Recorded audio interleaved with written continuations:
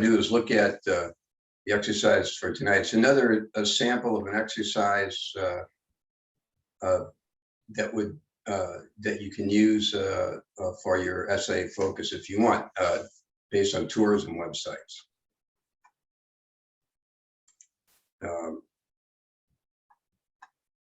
I just go to the syllabus for a second so you see which one it is.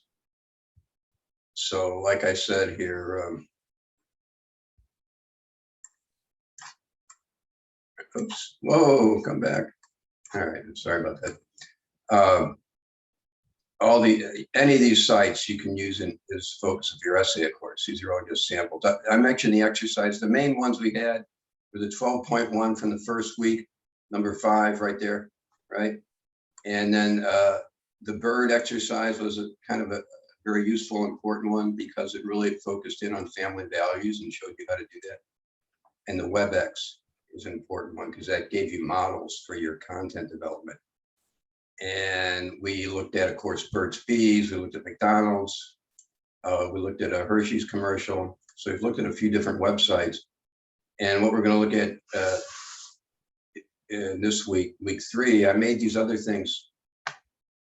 Actually, this must not be an updated version of the syllabus because I made these optional. They should be optional on your current syllabus. I think I have an older copy here. There's a problem. Yeah. This is now, these readings and these exercises are now optional. This one is optional already, right?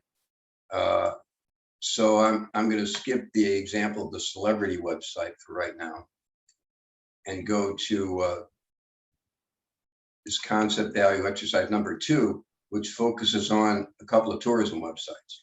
Okay, so that's what we're going to look at. And then we'll review the essay introduction sample, which is the main thing that's due this week is the introduction to the first essay, right? So, and this is going to be recorded, so you can always come back to this if something goes by too quickly. So the concept value exercise, as you know, go to Blackboard, assignments and exercises, right? Exercises essay 1, right down there, concept value.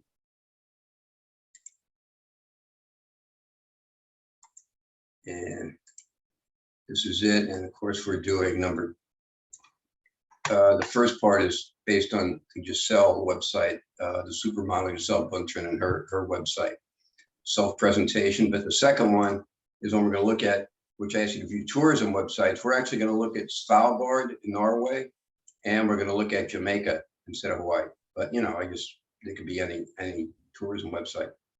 And notice how specific concept values, similar to those used by other corporations like McDonald's, Hershey's, and also celebrities like Giselle, which we didn't look at.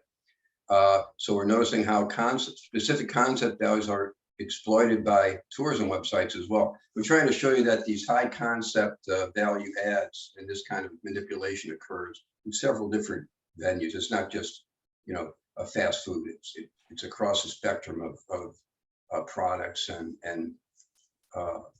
cultural events. So I ask you to specifically describe and comment on at least 1 or 2 concept values that you see that create the brand image for these tourism websites for the places that they promote, right? Svalbard, which is Svalbard in Norway, or we're also going to look at Jamaica. And then, you know, we kind of try to criticize those a little bit too and poke holes in how they're presenting things a little bit to prep you for the critical part. So this exercise, you first is presentational. The first part's presentational. What values are being presented and how are they presented? Then a little bit of criticism too. So that kind of gets you to do the thinking that's involved in both parts of your essay, right? Which is first presentational. That's the first part. The parts that's due in draft 2. The second part, draft 3, is critical. And note how idealized concepts are used in these websites of things like environmental change. Then I also asked you, we're also going to try and take a look at Green Americas, which is website concerned with social environmental change, just to show you that concept values are not just used to manipulate you to buy junk, right? They're also can be used for good purposes too. And it's kind of interesting to see that some of the same concept values are used in sites like this as are used in the commercial websites. This is a non-commercial website, right? It's a nonprofit. It's a website concerned with, finding ways to improve our lives and our environment. But they also have to try and create an emotional connection with you so that you will, invest some emotion into the site and spend some time with it. Okay, so here we go. So we're going to look at tourism website, then we're going to try to look at a nonprofit website as well, a little bit. So, and again, if you have any questions, you can ask, or you can chat to, and Ray will also be able to help you with that. Now, on the syllabus again, you have the links to these tourism websites. Here's Jamaica and here's Svalbard. Now, I already copied this. I actually opened this in another program in another browser, and I saved it. Sometimes if you do that, if it's a video especially, that way you can play it after it's saved in your whatever video programs in your computer, and you'll be able to pause the video and look at the images. Sometimes you can do it live when you're actually on the site by using your right click. Sometimes you can pause the video, but I didn't have that option this time, so I copied it over. So what you're going to see is my copy of, but it's the same thing you'd see if you clicked on this link. Okay, exactly the same. So this is it. Now, I'm going to go back here. Okay. Let me get.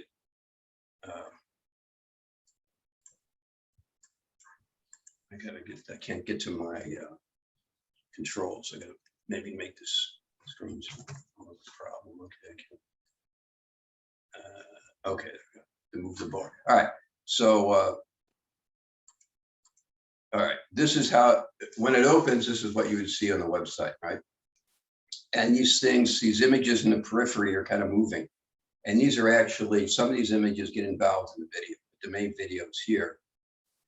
So, I'll play it through and just, try and see, and they go by quickly. So, you can play these videos a number of times. You can there's usually a command on your right click where you can loop the video so you can keep watching it. Or like I say, sometimes you can pause it, or you can download it and save it. And you can open it in a program like this so that you can, go back, go forward, pause when you need to, mute it when you need to. All right, so see if you can, what kind of ideal concepts related to, I don't want to say too much yet, but related to, it says something, it's trying to say something about about the relationship between people, humans, and the environment, right? And both the websites are going to do that. And then there's a few other things in here too. We call this heritage tourism to some extent. Heritage tourism, meaning, places try to promote aspects of their culture that they think are their heritage and part of who they are, but they will idealize them and make them, a little more unrealistic than they actually are. So anyway, let me just start playing this. You see that it says Jamaica, the heartbeat of the world. Okay. You can see several images here, and they're quick, and some of them have to do with the culture and the people and ideas about culture and people. Other images have to do with how a quality of nature and how it can affect you as a human being. And these are idealized concepts about the relationship between man, let's say human, men and women, between idealized concepts of relationship between people and nature. And there's also a few other things thrown in there for the heck of it that are just sheer entertainment, like the golfer there and the two people having drinks, right? But most of it, except for those two brief images, is more of a high concept sale. Notice, what you're seeing there, what the action is. It's quick, but we'll pause on some of this.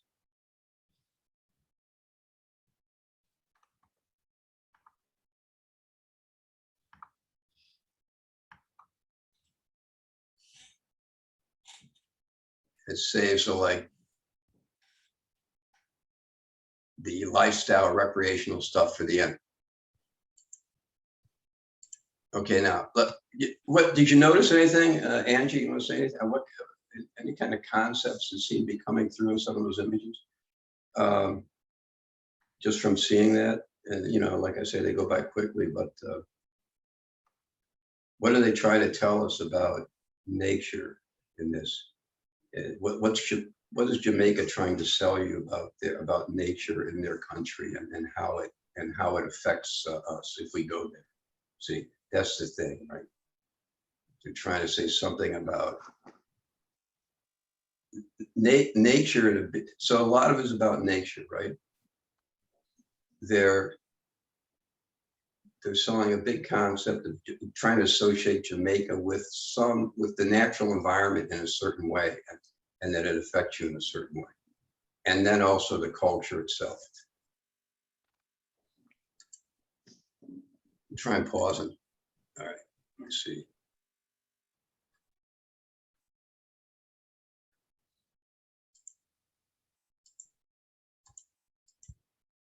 Okay.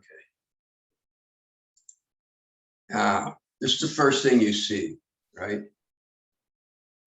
Now, what are you seeing there? Right, you're seeing a waterfall, lots of big, lush trees and green on the right frame, right? And then the camera pans over to this waterfall, quickly switches to an image of a person, but it's not the full person. It's just a hand, right? You don't see a whole person there. Why not? What's interesting about that image of the waterfall? We go back to it.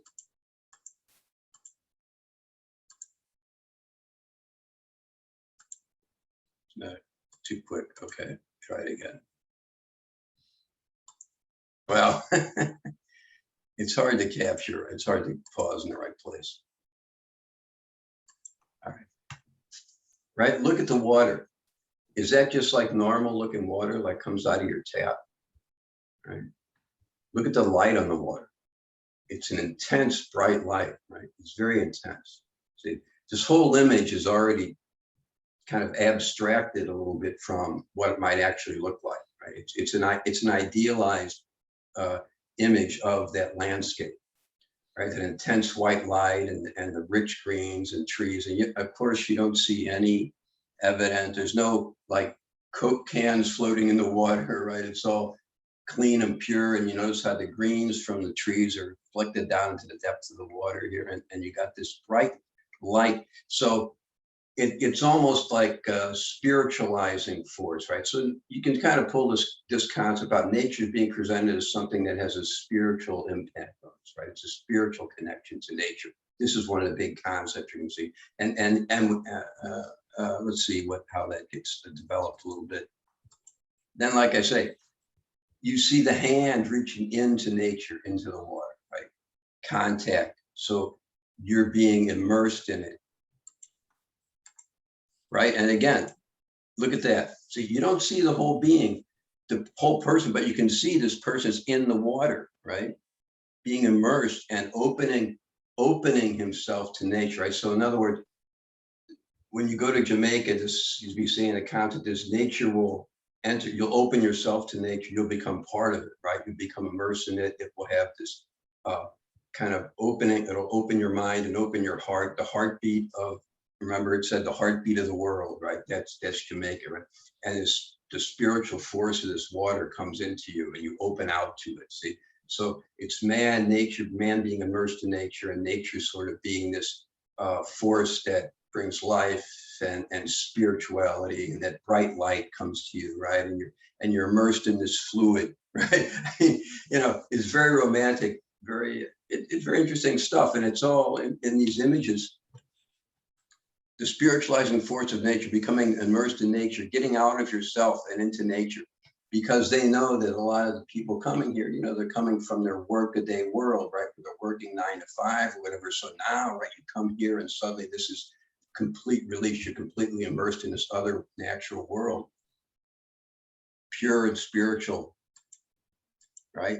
And now, and also the people in this culture are also one with nature. Look how they present here. Here's a person, a couple people on just a simple little bark boat, you know, and floating here with some kind of a natural tool, maybe for fishing. So in other words, they're presenting the people as in this sort of primitive relationship to nature, right? This is stereotyping. This is cultural stereotyping here. You know, they're trying to make the Jamaican people look like they have this simple life in harmony with nature. That's the other aspect of this, and you'll see a lot of living in harmony with nature, right? No big boats, no motors, it's a simple piece of wood, natural material, more natural material over here, natural material here he's holding, you know, and they seem relaxed and just floating along there, you know, in harmony with nature.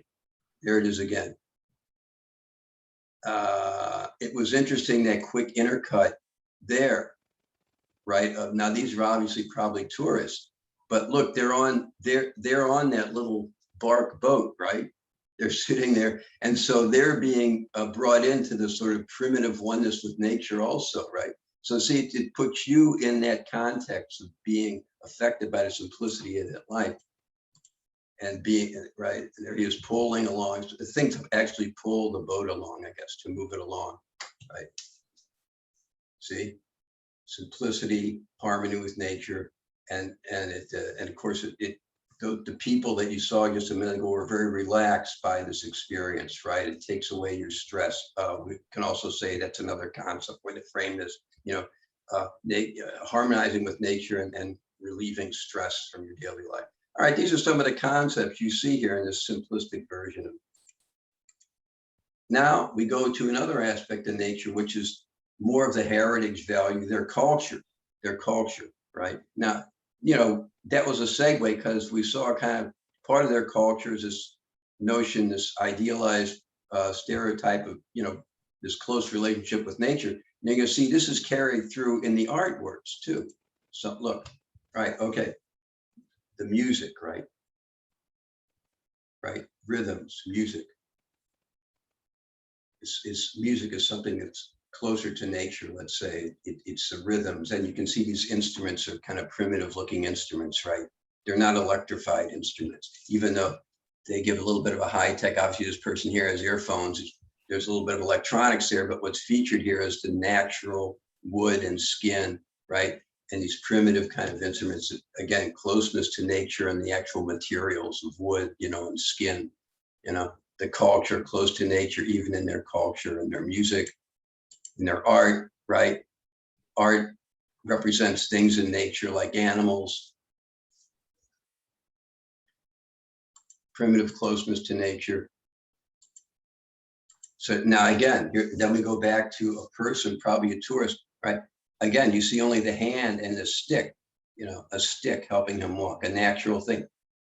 You see the nature and the path and the vegetation on the path. And so again, the focus is on getting immersed in that natural environment. It's not, it doesn't matter. The actual person doesn't matter here. Your identity, your ego, you kind of leave all that behind, see, and you get immersed in nature. And then we go right to this, two shots of nature where you don't see any people at all, just the vastness, unspoiled nature, right? No pollution, mountain range after mountain range, clean, clear sky, you know. And there it is again, that same image, opening yourself, losing yourself, right? Giving yourself over to this beautiful, unspoiled nature, and it enters into you as well. And, you know, you open yourself to it, it comes into you, the stress is gone, your spirit, you're uplifted. As this person is uplifted, he's up in this high, he's on some kind of a platform. The spiritual force of that light over there, playing bright sky and playing down, making this a very warm image, right? And then the camera goes off into the sky, right? that spiritual presence, and then right back down into nature and the green and the forest and immersing you in that experience. And then we get to this, which I have to laugh in a way. After all that malarkey about how spiritualizing force of nature, of course, you got a couple of people on a boat having a drink, because, okay, they have to play to this too, right? And not everybody wants to come for just a spiritual experience of nature. They want to, just have drinks and have fun, So there's also the fun and relaxation and that kind of thing. And right. And so you also have, your fishing boats that you can charter. So you have the modern and the primitive kind of brought together here, right? That's kind of one way to meld these two different things. And then we go back to, again, but even there, it's like, what's important is that unspoiled nature and the wildlife there. You see a stingray down there underwater. And then we go back, the last image here is that primitive lifestyle again, right? So they take you for a minute into the, the modern world of, a hotel pleasure, but then go right back to that primitiveness, that native, quote unquote, just diving into the water and immersing himself in nature as they are one with nature. The Jamaican people are one with nature. See, that's part of the concept here. So again, it's a highly idealized and a stereotypical view of Jamaica, of course, and has nothing to do with realities on the ground in Jamaica, which are many, and there's a lot of, a lot of problems in Jamaica, with politically, a lot of problems with the, crime, there's poverty. Of course, you don't see any of that, but that's the point, right? Of course, you're not going to see that in the tourist image. You're just going to see the high concepts. Then, if you were coming back to criticize it, you could look up some articles on Jamaica, economics of Jamaica, life in Jamaica, the common people, and you start to find, poverty in Jamaica. You start searching some of this, and you get a lot of stuff that darkens this picture. But that's Jamaica, right? Okay, so that's the idea. And that was interesting too, because there you get the full person at his playing. You saw the feet first, but now he's immersing himself in a game of golf. Okay, so that's one side, and I'm going to leave that one.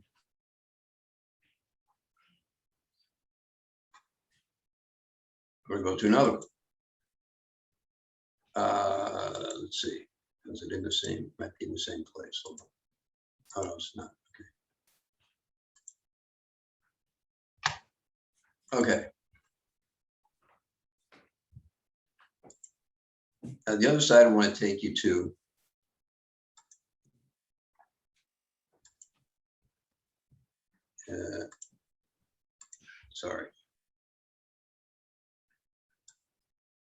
is Svalbard. And the link again is on the website. But now this one, you should be seeing this now, I hope. If you're not, just let me know.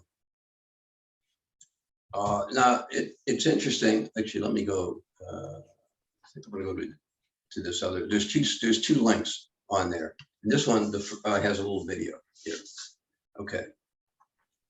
So in a way, if you look at these, you're going to see there's some similarities. I thought it was an interesting contrast to go from Jamaica, from tropical to almost to the North Pole.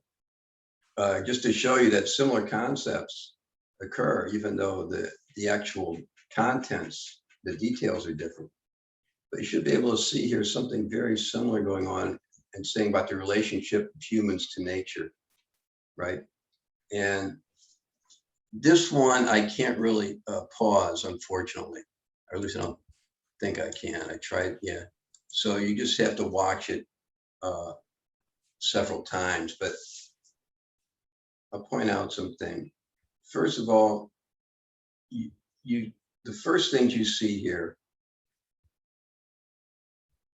are images like this. These are the first images you see, those two, right? and then this one, and then this one, and then you go to this. Now, why are they organized that way? And then this, and then this, then something like that, and this again. You see how that happens? And then this. Now, look, so there's a little story here. First of all, it tells us that nature dominates here. The human being is small compared to nature, the vastness of unspoiled nature, and its purity and its healing quality. So you see the water and the snow-capped peaks. That's the first thing you see. You don't see any human beings unspoiled, right? It suggests, and something vast and unspoiled is out there, and that we can take in. And again, you don't see a person there. You're just taking in the beauty of that blue water and those snow-capped peaks. So the vastness of unspoiled nature that can have this sort of that we can immerse ourselves in and lose ourselves in. Now, and that's picked up by the third image,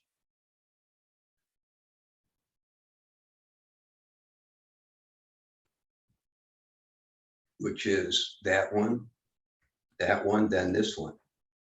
And now briefly you see a single person out on his or her own. You don't even know if it's a male or female. The person is, the identity, your ego, your personal identity is insignificant. And you see how the camera goes away immediately from that person to the vastness of nature. It's very similar to the opening of the arms to the waterfall in Jamaica, right? Same is a similar concept, the vastness of nature, which you're going to lose yourself in and just become immersed in. And after that, it does, then you get the human community, right? But you see, nature is predominant. It's the vastness of nature that overwhelms you in this place, and the humans are subordinated to it, and they have a smaller part. So we get the human community now, we can see. So we're not out there, and then also it's reassuring, there's a security there to know that you're not just in this vast nature. It's not dangerous. There's a human settlement there, there's community, there's people, also other people who are experiencing this nature, in addition to the animals, right? And it's a nature that belongs to the animals. You saw the image of the polar bear there. You know, animals and nature, the closeness to animals and nature here are important, right? And, especially in this Arctic, these Arctic images, animals become important. Large animals, dogs, you know, and bears, and they seem to be as important as a people almost in these places. So we start with the vastness of nature, opening yourself to immersing yourself, losing your ego, place it belongs, and then we get to the human community. Then we go to another person, but notice the person is leaving again, right? So we're briefly in the human, then we got the person going back out into the vastness of nature, following those tracks out away. And the other thing to notice is here, there are no tracks. See, there's no tracks. You're making tracks. You're an explorer, you know, you're going out where no one has been, right? In this case, there are tracks, so, and a dog sled, so you have both experiences. You can go where others have been and still immerse yourself in nature, or you can be an explorer finding the beauty on your own in nature, in its unspoiled nature, and encountering it and letting it have its effects on you. So it's very similar concepts in both videos. And there's those slides arranged in a way to tell, those little videos to tell a certain story about the relationship of mankind, humankind to nature, and what predominates and how important that unspoiled nature is. But again, you know, this leaves out a lot of the problems of the Arctic: global warming, climate change, the loss of ice, you know, oil rigs that are up there, the attempts to do Arctic drilling, all these, there's pollution, there's, you know, there's loss of wildlife like the polar bear there, you know, because they're losing their habitat because the ice is breaking up. Of course, all this is the reality of the Arctic that you don't see.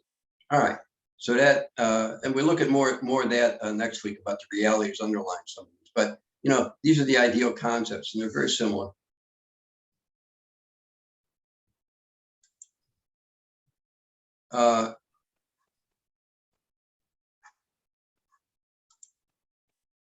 one more I would like to go to is the Green America website. Let me see. I might have to get to that from the syllabus. I don't seem. Oh yes, I don't have it up here. Okay, let me do that. So we'll go back to the syllabus. Okay, so now that's just looking at the home pages of those sites. You could explore links on those sites as well, right? But I'm not going to. I don't want to spend that much time in each one of them. I just want to give you an idea how to approach these, and then how to talk about them, and you can, do more on your own. The Green America is here, and I'll have to switch screens once this comes up so you can see it. It should have been up, but I don't know. Oh, maybe it is up. Well,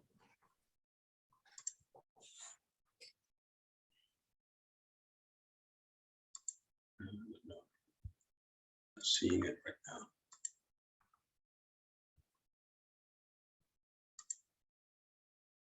Okay, it's coming. All right, let me just get this.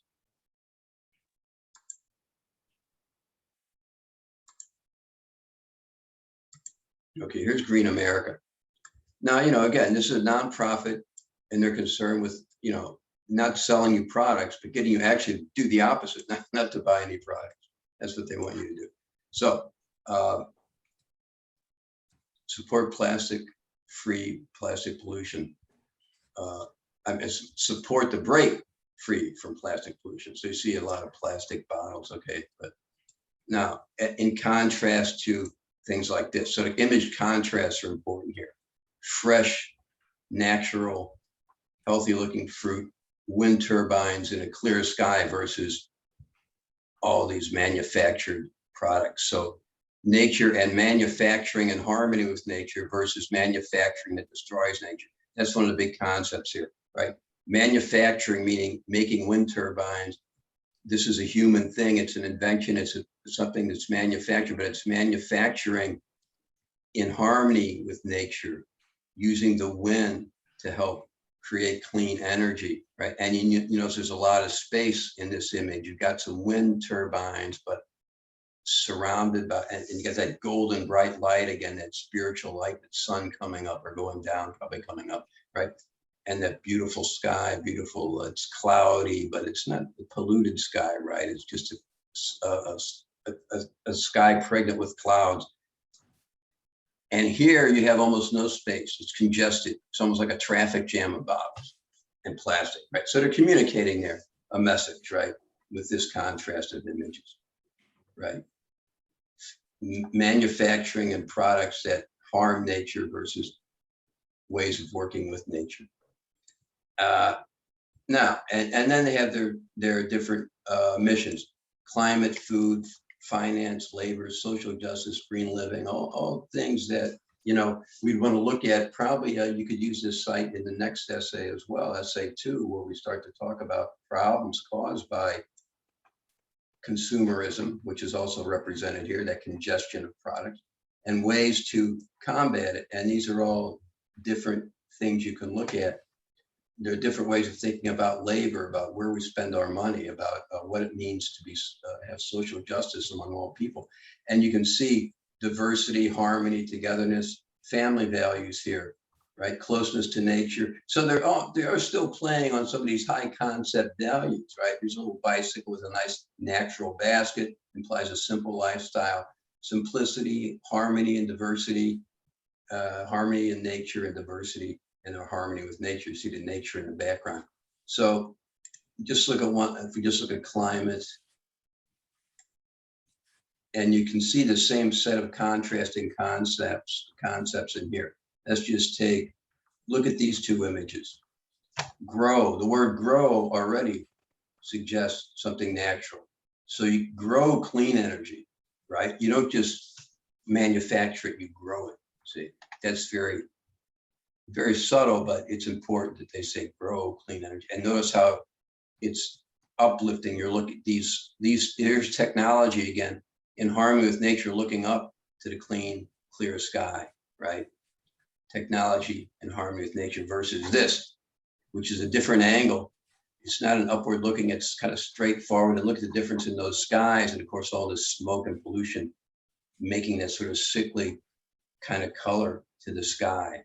See, so those two, manufacturing harming nature, manufacturing helping in harmony with nature, providing us clean energy that will help us grow, right? Grow versus fight, dirty versus clean, right? Okay, same thing here, having to do with food and climate.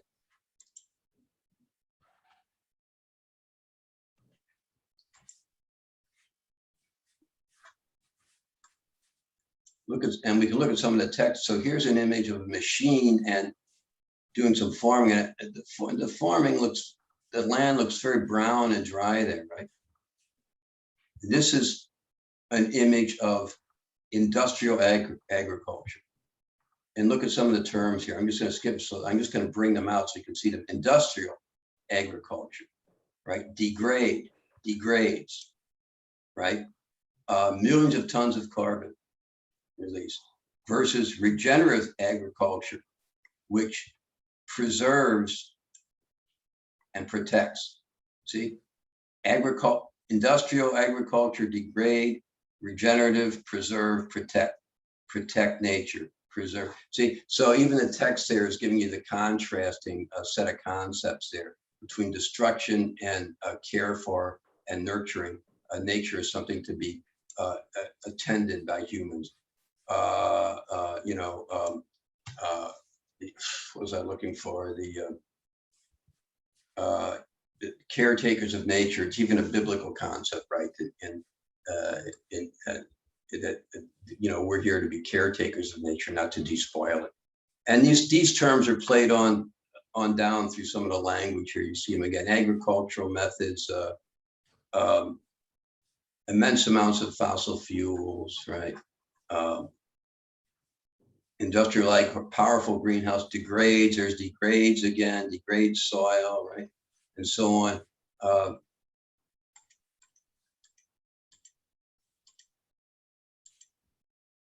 Poison, exhaust, degrade.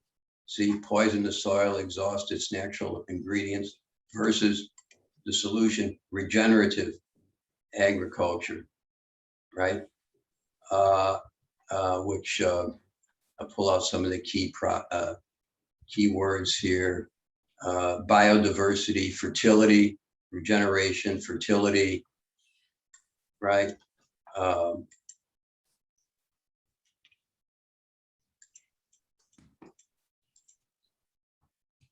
Create. When you create something, it's a more natural activity. You create rather than destroy, right? Regenerative creates, doesn't degrade, right?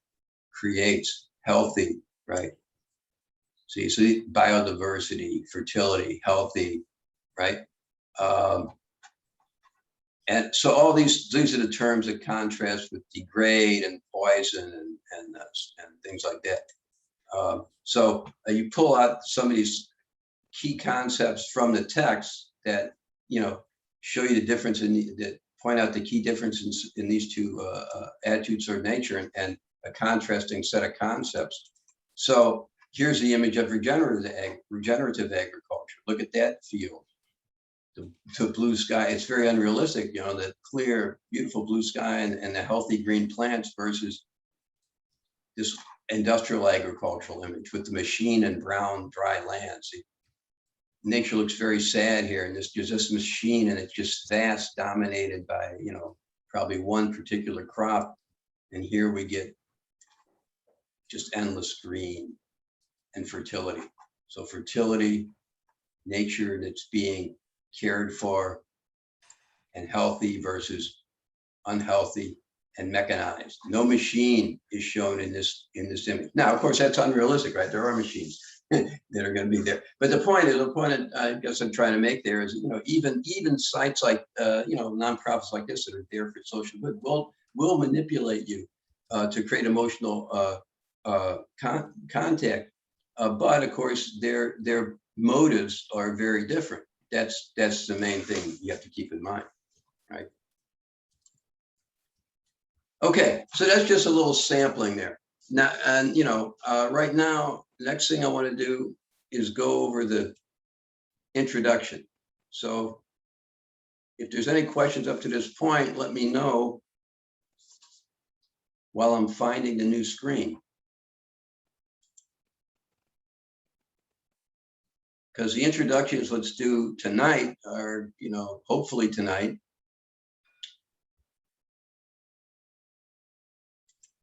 And I'm going to go to the sample. Now the sample, okay, let's see, let me show you the sample, I guess. Nope, that's not what I want, sorry. Get rid of that.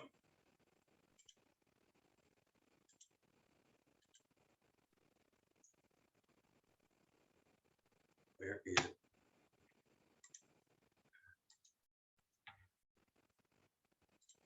Sure.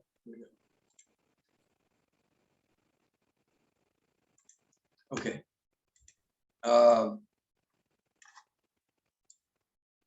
Sorry. Course documents, right?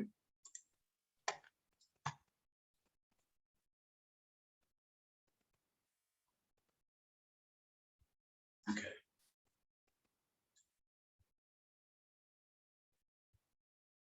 Scroll down.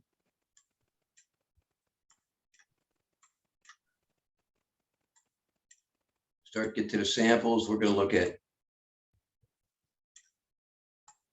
sample 13. Okay. That's what we're going to look at. So.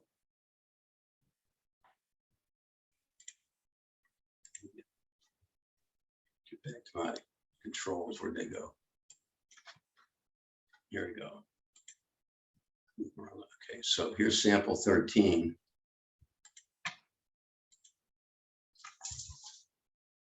Now, this is a model of an introduction, okay? And these annotations comment on each section of the development of this introduction, okay? The introduction ends right here, where, now, this writer used section headings for the essay, which you do not need to do, but it's just something she did. Now, begins with a title, as I noted here, the title, good example of a funnel introduction following this, right? And the title kind of clues you in as to what the main concept's going to be. Funnel introduction meaning she'll start by introducing you to a broader concept that leads into the specific thesis, which doesn't occur until down in this part of the introduction. We call it a funnel type introduction, okay? So, as I say, catchy title here, the conclusion to deeper significance that will become clear as you read the introduction. And I let you know that I annotated this as well as some of the body of the essay too. We call this first part of the introduction a lead-in, meaning it's just an attention getter. In this case, it's a little experience, an observation that leads up to the main point. See, every year starting in the middle of fall, I'm waiting for Christmas, decorated houses, small Christmas trees, ginger cookies, magic. See, she's getting your imaginatively involved in her topic. And even if I lose the feeling of time, I don't know what date it is, I definitely know as soon as I hear holidays are coming and see Coca-Cola Christmas truck, that Christmas season has begun. Now, so a little image and observation, and she's going to focus on Coca-Cola. So she's gradually bringing you into the focus of her essay, but doing it by, first involving your imagination a little bit and a little image that it's leading up to her main point, which you haven't gotten yet, right? But that's called a lead-in, okay? And it's relevant. It's relevant to what she's going to talk about, but it's not the main focus. Now we have what we call a transition, meaning you got to make a connection, right? From the lead-in to the broader issue.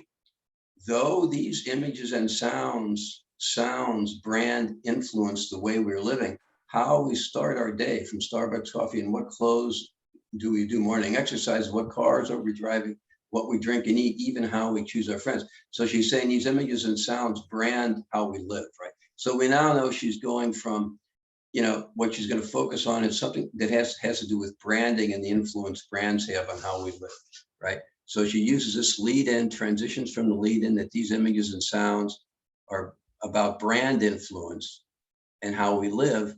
And then she mentioned several different types of companies that use this branding, right? And now here we transition to a reference from a secondary source to support this main concept so far, right? And I also say note the use of APA citation for in-text documentation here. And I'll point out something like that. So companies are no longer selling their products, they're selling a feeling that you will definitely get after consuming or using the product. So it is, right, this is a more specific indication of what branding means right here, right? So she leads us from the observation, lead in, to the comment about the influence of brands, to more specifically what branding does, what this main concept means, right? Selling you a feeling. And then that leads her right into a quote from Chiat, right? As Chiat writes in Illusions Are Forever, 2000, quote, advertising, including movies, TV, videos, presents to us a world that is not our world, but rather a collection of images created for the purpose of selling.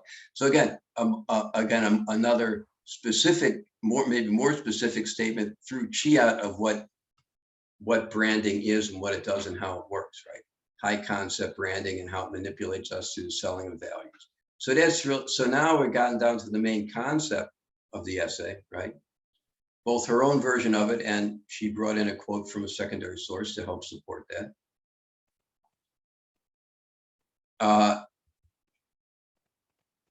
And now she follows up the quote and makes a clear connection to the concept in her own words. And if information about the product label website is required by law, illusions cannot be regulated, and every company can create them and make people believe them. So that's just her way of following up from the quote, right?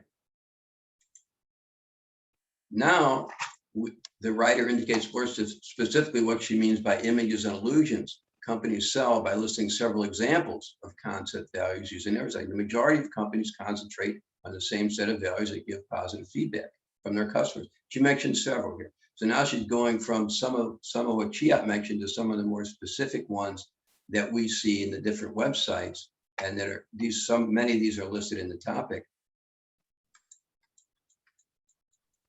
And now she finally makes a transition to her specific thesis, right? Concentration on all these, concentrating on these values I see in the brand of Coca-Cola. There's a little bit of awkwardness in the wording here, but that doesn't matter because basically it's a solid introduction as far as the way it develops, right? And we don't worry too much about a little bit of awkwardness, especially for non-native speakers. But okay, she's saying she sees many of these things in Coca-Cola. So now she brings us back to her main focus, right? Now finally we get to the exact thesis. In this essay, I want to focus specifically on 3 main concept values promoted by the company, and she lists them here. Now, you don't have to list them like this, but you do want to state them in the sentence. She could have just included these in the sentence. 3 main concept values, such as, and she could have just done it that way without the list. But here they are: nutrition and healthy lifestyle, concern for the environment and social responsibility, and finally, togetherness, friendship, happiness, and usefulness. So those are her 3 concept values she's going to look at.